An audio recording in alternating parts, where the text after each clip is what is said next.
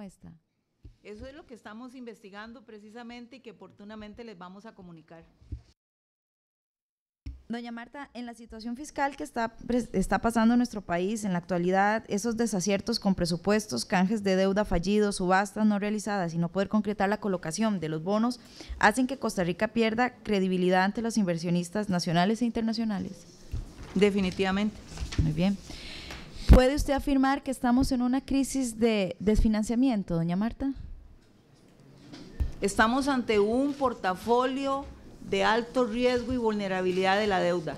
Se lo digo porque aquí en este material que se fue presentado sobre el déficit primario financiero y presupuestario, una de sus palabras fue: la presente crisis de desfinanciamiento en el presupuesto del 2018 evidencia el desequilibrio subyacente que cada vez está más contundente. Seguimos utilizando, usted lo dijo.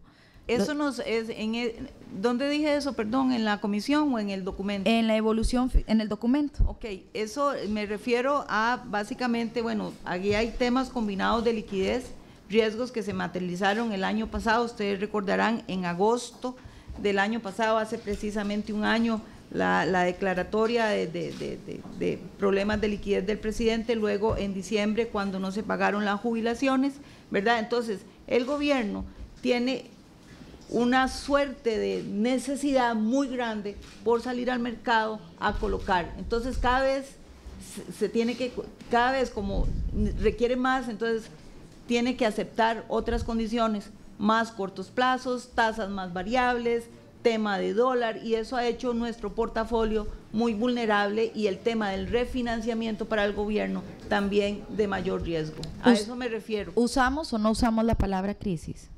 Sí la podemos usar, que es distinto de una crisis fiscal, ¿verdad? Usted es la primera entonces que podemos decir aquí que nos afirma de que estamos en crisis, ¿verdad? Porque las personas que han llegado aquí no le han tomado la seriedad del caso, o no se responsabilizan o le dan la carga o la responsabilidad a otras personas. Gracias, doña Marta. Muy bien, continúa con el uso de la palabra el diputado Pablo Heriberto Abarca. Gracias. Doña Marta, mucho gusto. Aquí la gente de Crédito Público aseguró que los cálculos de amortización se hacen a pie. ¿La Contraloría está enterada de ese tema? Bueno, en ese tema le daría la palabra a Carlos Morales para que él les explique. Sí conozco, unos son a pie y otros son por sistema, pero quiero que él mejor les explique. Si me permite, presidente. Él se juramentó. Carlos Morales, sí. Nada más, por favor, nos indica el nombre y el cargo para que queden actas. Buenas, Carlos Morales, asistente técnico del área de administración financiera. Sí, efectivamente, existen como dos modalidades, lo que es a pie, como lo denominan, y lo que es, podemos decir, automáticamente, es decir, se descarga del saldo del Fondo General los pagos de manera automática, que es parte de la investigación que se está realizando, y hay una que es manual en el sentido de que se tiene que calcular mes a mes, ¿verdad? Es que tal vez no me queda claro, porque lo que alegaron aquí es que como duraban tanto calculando cuánto era, no se podía sugerir un presupuesto extraordinario, porque había una imposibilidad material de hacer el cálculo. Entonces, lo que quisiera saber es cuánto porcentaje es a pie y cuál es la imposibilidad, porque me parece que es como hay que regalarles un abaco. Efectivamente, estamos en el proceso de investigación. Puedo comentarles a grandes rasgos que se tarda para conciliar aproximadamente 15 días, pero esa es la parte conciliatoria, que es información, digamos, que la Contabilidad Nacional maneja, pero lo demás está en investigación. Entendería entonces que si se sabía que en diciembre se sabía que había unos vencimientos, esos vencimientos debieron haberse calculado y dice usted que tardan 15 días. Entonces, no sé por qué hubo una imposibilidad hasta abril de hacer un cambio.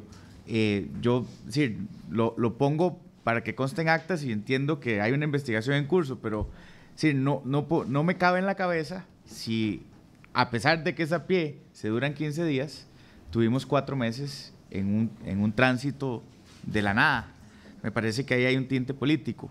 Le quería consultar adicional, doña Marta, hay un decreto que entiendo que es del 2012 que establece la posibilidad de no autorización presupuestaria mientras sea intraaño, es decir, que el gobierno puede pedir prestado hoy en corto plazo y mañana repone la plata y entonces ahí va jugando en el flujo de caja. ¿Usted cree que eso debería ser revisado en este momento? Bueno, en este momento desconozco ese decreto.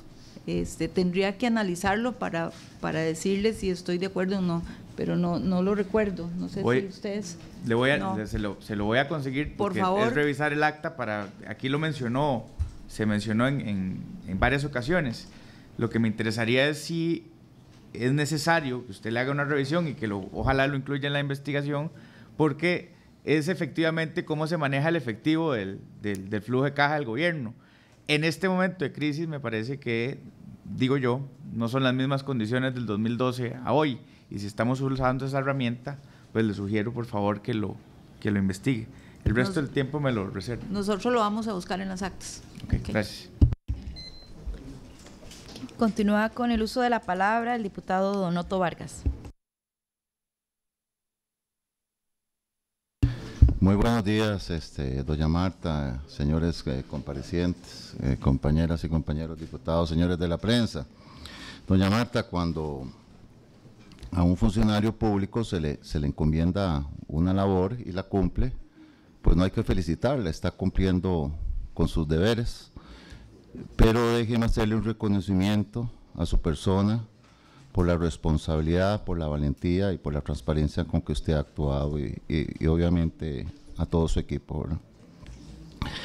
Bueno, yo quería hacer una reflexión antes de hacerle una pregunta, doña Marta, que toda esta situación en materia fiscal que estamos viviendo, pues es parte de la falta de transparencia, del ocultamiento de información del gobierno central, no solo a los costarricenses, sino en esta Asamblea Legislativa. Nosotros ya no sabemos qué creer y qué no creer.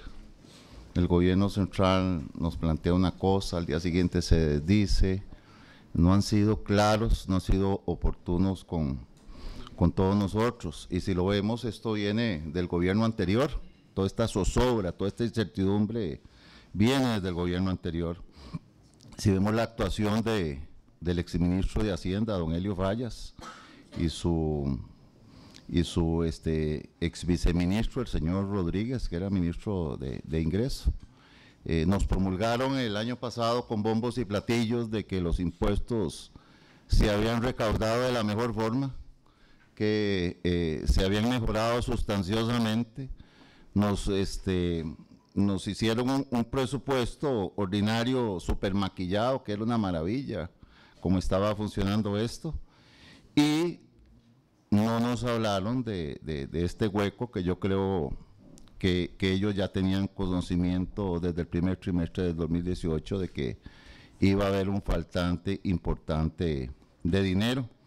Yo pienso que todo esto, sacando conclusiones, se debió a que estábamos en año electoral, sin duda alguna.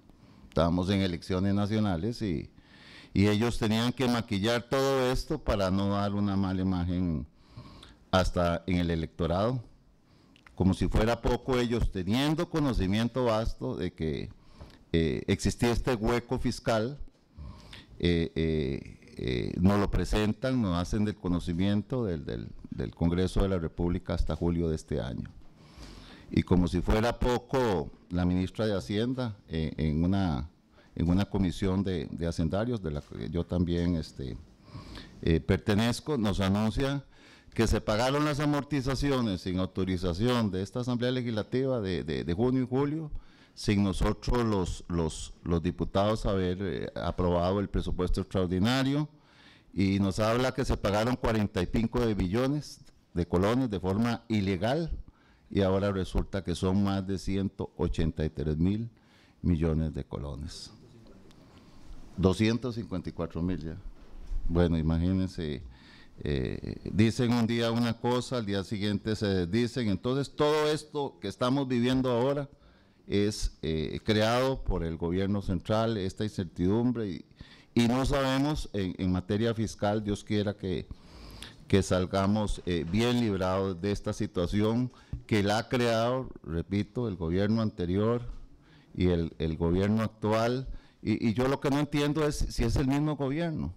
El equipo de Hacienda prácticamente lo que hicieron fue cambiar al ministro y a 2 o 3 personas, pero es el mismo equipo y no ha habido la transparencia, no ha habido la comunicación, no ha habido el entendimiento. Yo quería preguntarle, doña Marta, ¿qué peso tiene la Contraloría General de la República con el gobierno central? Porque usted ha advertido en múltiples ocasiones del problema fiscal tan peligroso que están atravesando y han hecho caso omiso de sus advertencias. Y también quisiera preguntarle qué acciones legales o no sé, o administrativas puede asumir la Contraloría y sentar responsabilidades. Bueno, muchas gracias por sus palabras, señor diputado. Quiero, sobre el comentario que usted hace, ¿verdad? Y el tema de la falta de comunicación de la Asamblea con el gobierno, etcétera. Yo de eso lo que quiero rescatar y manifestar aquí es que, muy a pesar de esa situación, lo cierto es que las condiciones fiscales del país son apremiantes y que urge que conversen, que negocien ese tema y se pongan de acuerdo y se tomen las decisiones pronto, porque aquí estamos todos contra un factor que es crítico y es el factor tiempo, ¿verdad? Entre más tiempo pase, finalmente las consecuencias van a ser más drásticas, y esto yo no me lo estoy inventando, ¿verdad? Eso va a ser así. Lo otro es que definitivamente nosotros hemos venido advirtiendo, sin embargo, no es que no se han tomado medidas, algunas medidas se han tomado, sin embargo, las estructurales, ¿verdad?, las que realmente le van a dar solución al tema fiscal, esas no se han tomado. Esas son decisiones de oportunidad, de conveniencia, pero además son decisiones políticas, ¿verdad?, que pasan por el Ejecutivo y pasan por la Asamblea Legislativa. Nosotros en este caso, con la Asamblea Legislativa, tenemos un rol de asesoría, un rol de auxilio, en donde les decimos la situación, les damos los números, les aconsejamos, en donde también opinamos sobre los proyectos de ley, etcétera. Pero finalmente los señores y las señoras diputados son soberanos de tomar o no tomar las decisiones. Ahí, digamos, lo que nosotros les decimos no es vinculante, ¿verdad?, en ese sentido. Incluso el tema de la política pública, la política fiscal, no le corresponde tampoco a la Contraloría, ¿verdad? Ese es un tema ya del gobierno. Si nosotros, digamos, como vigilantes de la hacienda pública, nos preocupamos porque vemos la situación y nosotros lo que estamos tratando es de evitarle a la hacienda pública males o daños y que eventualmente también van a perjudicar el país. Entonces, lo hemos visto venir por todos estos años, al punto que ya para finales de este año, si no se toma ninguna medida, vamos a tener un 53% de endeudamiento, lo cual ya rebasa el límite natural de la deuda de este país, y eso lo dijo el Banco Central. Entonces, de ahí la preocupación, de ahí la insistencia, yo creo que algo calará, algo llegará, y yo sí siento que el país está llegando como al límite, ¿verdad? Y uno espera que realmente se tomen las decisiones. Yo esto siempre lo manifiesto, lo digo con todo respeto a los señores diputados, ¿verdad?, que hay que apurarse, hay que ponerse de acuerdo, porque si no, finalmente vamos a resultar perjudicados todos, ¿verdad?, principalmente los más vulnerables de este país, y eso es una realidad. Y uno, digamos, no quiere que estemos comparando el país con otros países que han tenido crisis, porque no todos tienen la misma raíz, los problemas, pero sí, digamos, cuando usted ya ve los riesgos que se están materializando, uno podría pensar que podríamos llegar a situaciones similares. Entonces, de ahí, digamos, la insistencia nuestra en que se pongan de acuerdo y tomen las decisiones. Yo sé y comprendo perfectamente que hay matices políticos aquí, pero ya eso es un tema que ustedes lo tienen que resolver, ¿verdad? Nosotros no podemos jamás, ya, digamos, incursionar en ese tema, no es nuestra competencia ni nuestro interés, pero sí, digamos, desde el punto de vista técnico, yo les aconsejo que no dejemos correr más el tiempo. Gracias.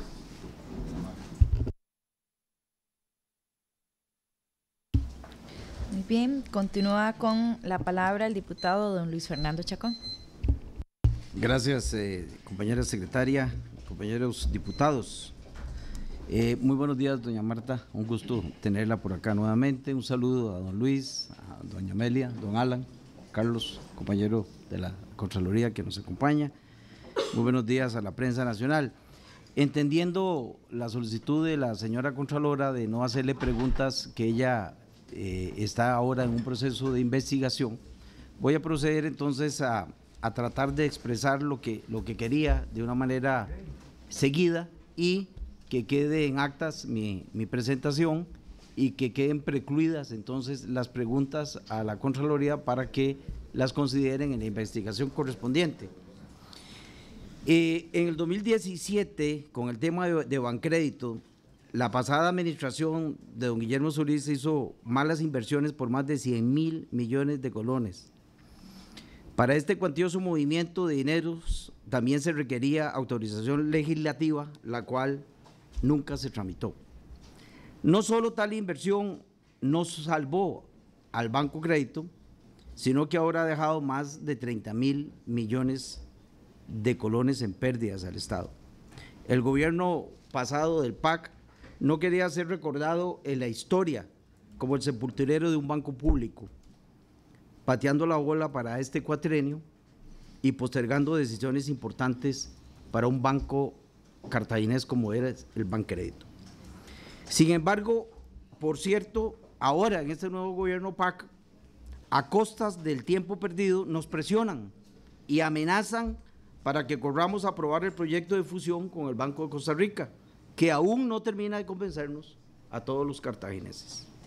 Pero no solo eso, este artilugio hecho con el Bancrédito tiene otro propósito, y que todos los costarricenses lo sabíamos, era maquillar también el verdadero déficit del 2017, que reportaban un 6.2, pero con la plata del Bancrédito pasaba al 6.6%, al esconder este movimiento en sus cifras.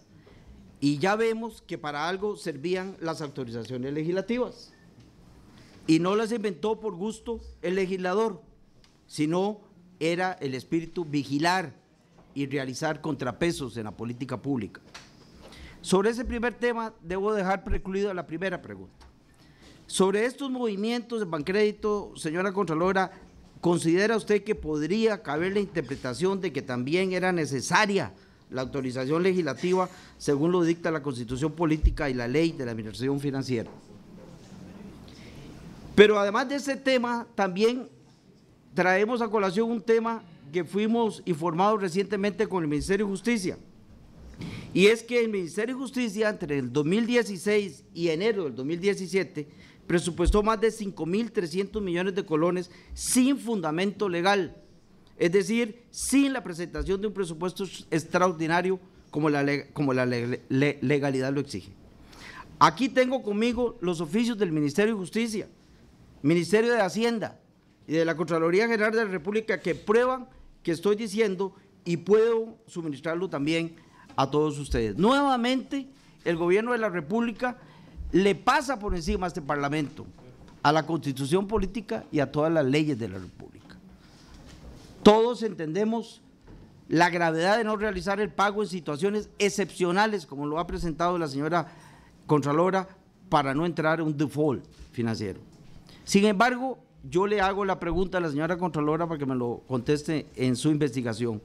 ¿Consideran ustedes en la Contraloría que es saludable para un Estado de Derecho realizar tan seguidamente pagos de este tipo y con tan montos tan elevados como son los 182.000 o ya 254.000 millones? ¿Cuántos pagos ilegales ha detectado la Contraloría durante la pasada administración y la actual administración? Porque esto parece ser ya una costumbre habitual de los gobiernos del PAC. Hablamos de los más de 100.000 millones en Bancrédito, hablamos de los 180.000 o más que ya estamos hoy recordando, hablamos ahora de más de 5.300 millones del Ministerio de Justicia. Yo pregunto, ¿se le está haciendo costumbre a los gobiernos del PAC pasarle por encima a este Congreso de la República? Pasarle por encima a la Constitución Política de Costa Rica y pasarle por encima a todas las leyes que con tanto sacrificio siempre hemos respetado los costarricenses. Pregunta, señora Contralora, en esa materia, y usted como experta tan reconocida y respetada, doña Marta, porque abogo las palabras del diputado Otto Roberto, para mí usted es una señora representante de la administración pública. ¿Usted ha visto alguna vez un pago ilegal tan alto como los 182.000 millones de colones en la historia reciente de Costa Rica? Sobre inversiones contradictorias, y ahora resulta que con audiencia de la señora tesorera, ahora resulta que tenemos gobiernos manejados por robots, aquí lo dijo ayer. Señora ministra, ¿por qué, le preguntamos ayer, habían desfilado tantas autoridades tirándose la bola de un lado a otro? Le preguntamos a la ministra, le preguntamos al ministro, perdón, a la tesorera, a la viceministra, primero a don Helio, le preguntamos también al encargado de crédito público, le preguntamos a don Melvin Quiroz, director de crédito público, y al señor Julio Espinosa Rodríguez, exdirector de crédito, y todos tenían un factor común: contradicción. Tenían un factor común: no claridad. Por último, el día de ayer llegó la señora tesorera de la República y ex viceministra de Hacienda y terminó sorprendiéndonos a todos, diciendo que nadie autoriza tales pagos, que es un robot, así lo dijo aquí. Yo pregunto, ¿cuál fue la fiscalización en el manejo de la hacienda pública? ¿Por qué, como dice el diputado Otto Roberto Vargas, por qué el gobierno central no hizo caso a las advertencias clarísimas que la Contraloría General de la República de una manera recurrente le hizo al gobierno de Luis Guillermo Solís?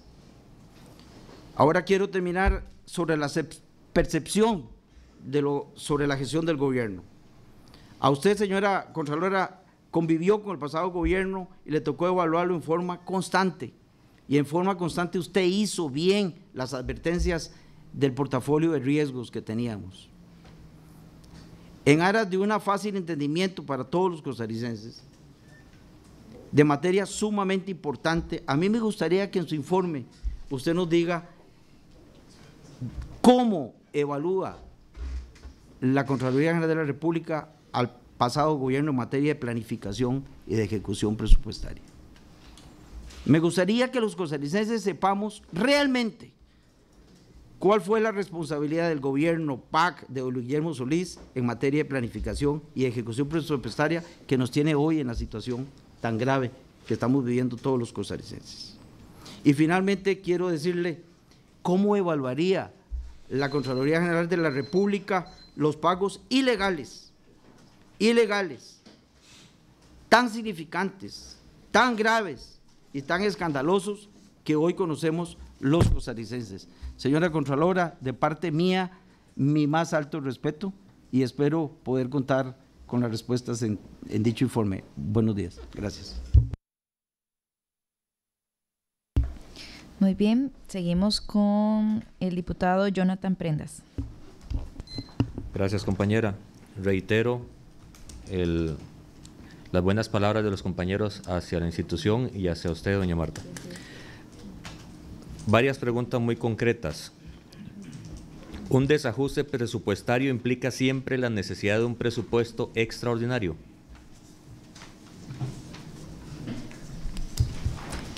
No necesariamente, porque podría hacerse el ajuste vía modificación. El Ministerio de Hacienda tiene la competencia para ello. Esos presupuestos intraaño, según el artículo 45, inciso A, subinciso 4 de la ley 8131, dice que las modificaciones que afecten el monto total del endeudamiento tienen que venir a la Asamblea Legislativa. Salvo esas modificaciones, plata de un lado para el otro, tiene que venir a la Asamblea Legislativa.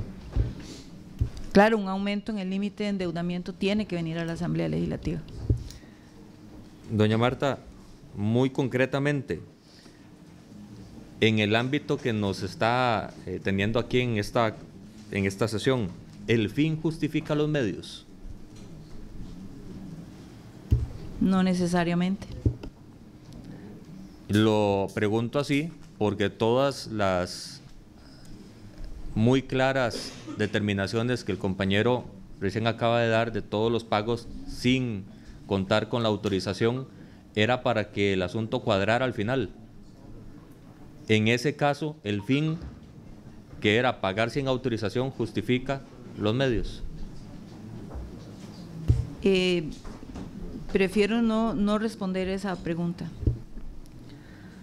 Una posible consecuencia, hipotéticamente, de esa investigación que usted está realizando podría llevarnos hacia una afirmación que diga que el presupuesto, la condición fiscal del país estaba maquillada ante el hecho de que no se presupuestaron 600.000 millones, posiblemente 900.000 y todos estos puntos que se están tocando. No lo sé. Tendría que tener mejor la investigación para poderlo decir con la evidencia. ¿Considera usted que la cadena presidencial de agosto del 2017 tuvo impacto negativo en los inversionistas? Bueno, ese es un tema de, digamos, de endeudamiento y de política que no me corresponde a mí opinar sobre eso. Ayer la tesorera nacional decía que en ese momento ella no autorizó, ni su equipo autorizó, ni aconsejó al presidente hablar de crisis, ni hablar de impago. ¿Qué le parecen a ustedes esas aseveraciones técnicas de tesorería a un actuar político del presidente? Prefiero no opinar sobre eso, sobre esas palabras. Yo no sé en qué contexto se dijeron y prefiero no opinar. La contabilidad manual que estábamos hablando hace un rato no es impedimento para la presentación de un presupuesto extraordinario, más si se duran 15 días en la homologación de los datos. No debería. Entonces, 5 meses para presentar un presupuesto extraordinario es sensato. No voy a sacar esa conclusión aquí porque estamos en una investigación. Muchas gracias. ¿Algún compañero quiera sumar alguna pregunta? Pablo. Nada más quisiera, si puede respondernos cuánto tiempo más tardará la investigación, un estimado. No voy a atreverme a darle un plazo, pero sí decirles y asegurarles que estamos trabajando a toda máquina porque entendemos que este es un tema muy importante. Así como nosotros teníamos previsto emitir el informe de evolución fiscal al 31 de agosto y lo emitimos el 10 porque era un tema importante, así estamos trabajando para dar los resultados de la investigación lo más pronto posible. Una sugerencia adicional y muy respetuosa es, aquí hemos programado una serie de audiencias adicionales y también vamos a hacer un careo entre gente que tiene que tomar quinocola para venir a esa sesión. Entonces les sugiero que revisen esa acta porque hay huecos que no calzan por ningún lado y me parece que van a orientarnos bastante bien hacia dónde es que están los responsables. Señor diputado, nosotros en todas las sesiones de esta comisión tenemos representantes, tenemos las actas y además lo vemos por el canal. Doña Marta, 2 consultas adicionales a las que están saliendo. La Contraloría va a poner más atención en el presupuesto 2018-2019. ¿Qué elementos más acuciosos pueden tener ustedes a disposición para tratar de poner orden en la casa? Por supuesto que todos los años le hemos puesto mucha atención al proyecto de presupuesto. Este año le vamos a poner mucho más atención. Hemos estado discutiendo algunos criterios que vamos a considerar para el nuevo informe técnico que estaríamos presentando ante esta asamblea el 30 de septiembre, ¿verdad? Pero sí, vamos a estar muy enfocados en todo el tema fiscal, ¿verdad? Y el tema del presupuesto, obviamente. Y la otra pregunta, técnicamente, los que elaboran el presupuesto en el Ministerio de Hacienda podrían haber proyectado con la información y las estimaciones que ya tenían el año anterior un aumento para tener la posibilidad de pagar y tener la autorización de pagar todo, sin contar con el dato exacto. ¿Podrían con las estimaciones proyectar un endeudamiento mayor, o sea, una necesidad de presupuesto mayor a la presupuestada? Es que perdón, pero no le entiendo la pregunta. El presupuesto nacional se presentó y se aprobó con un número, con un monto. Sí, con unos supuestos. Con unos supuestos. Y que esos supuestos, digamos, por ejemplo, la certificación de ingresos que hace la Contraloría se basa en los supuestos macroeconómicos del Banco Central de Costa Rica, más algunas variables econométricas, digamos. Y el tema del endeudamiento, eso el Banco Central es el que dictamina sobre esa capacidad de endeudamiento del Poder Ejecutivo. Esa planificación o proyección se pudo ajustar con las estimaciones de que no iba a alcanzar la cobija. Se pudo haber aumentado y prever la necesidad de presupuestar algo extraordinario, o no necesariamente. Sí, tal vez vos. A ver, sí, como señala la señora Contralora, el presupuesto se elabora, el presupuesto de ingresos con base en las estimaciones a la fecha en que se elabora, se formula y se discute. La posibilidad de un presupuesto extraordinario siempre es real, digamos, pasa no solamente en el gobierno central, sino como parte de la ejecución presupuestaria. Y es a partir del seguimiento de los cambios en condiciones en el año que se presentan los presupuestos extraordinarios. En el momento que se aprueba y se discute, era sobre la base de supuestos macroeconómicos y también estimaciones de capacidad de endeudamiento que estaban certificadas en su momento por el Banco Central. Gracias.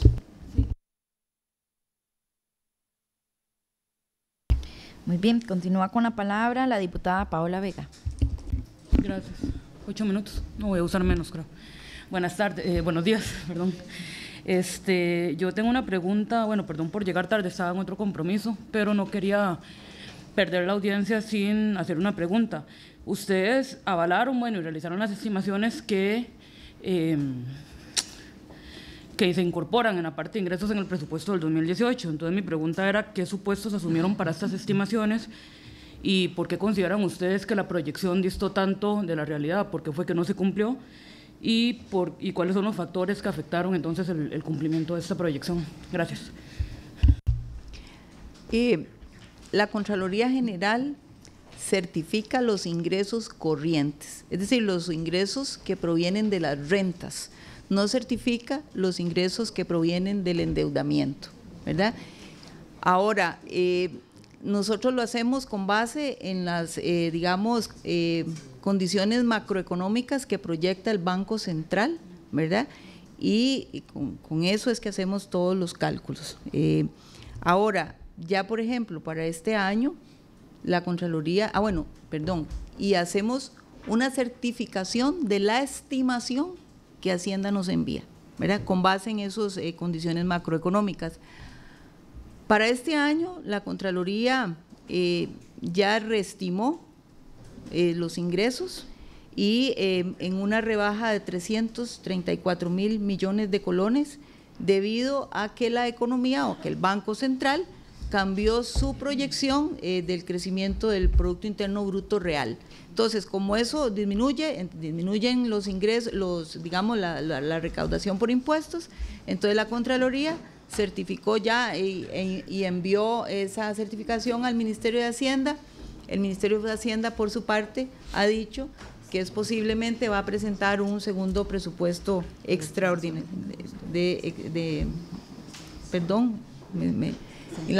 ya me enredé. La reestimación es por 334.000 y Hacienda ha dicho que va a presentar un segundo presupuesto extraordinario porque eso es una realidad, digamos, la economía se desaceleró, deja de recoger ingresos y entonces va a la baja la estimación. Pero así es como nosotros procedemos. Digamos, es con los variables del Banco Central de Costa Rica, el Producto Interno Bruto, etcétera. Si usted ocupa más detalles, tal vez Carlos le puede explicar, digamos, ya en concreto, pero se hace al mes de agosto de cada año para el ejercicio siguiente, ¿verdad? Porque aquí hay que tener claro que el presupuesto se presenta, todas las instituciones lo presentamos a Hacienda en junio, Hacienda procesa para presentarlo a esta Asamblea Legislativa el 1 de septiembre y luego nosotros hacemos el informe técnico para presentarlo el 30. Pero así es digamos, con bastante antelación. Entonces, es natural que puedan haber cambios en la economía y que haya que reestimar los ingresos, ya sea a la alza o a la baja, ¿verdad? Eso no es, digamos, algo anormal, por decirlo de alguna manera. Y siendo normal que la economía cambie de tal forma que estas estimaciones varíen, es normal que este cambio de los factores, la desaceleración económica y todo lo que usted menciona, haya cambiado también las proyecciones en el estimado de canje de deuda.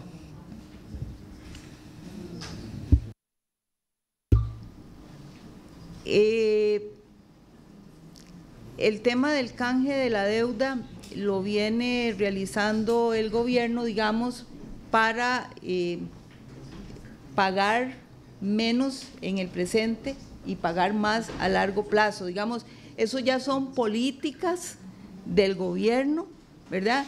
Independientemente, digamos, o sea, la desaceleración de la economía no es un factor, digámoslo, por decirlo así, que me obligue a mí a hacer más o menos canjes. Puede ser que sí, puede ser que no, pero no es, digamos, exclusivo, por decirlo de alguna manera.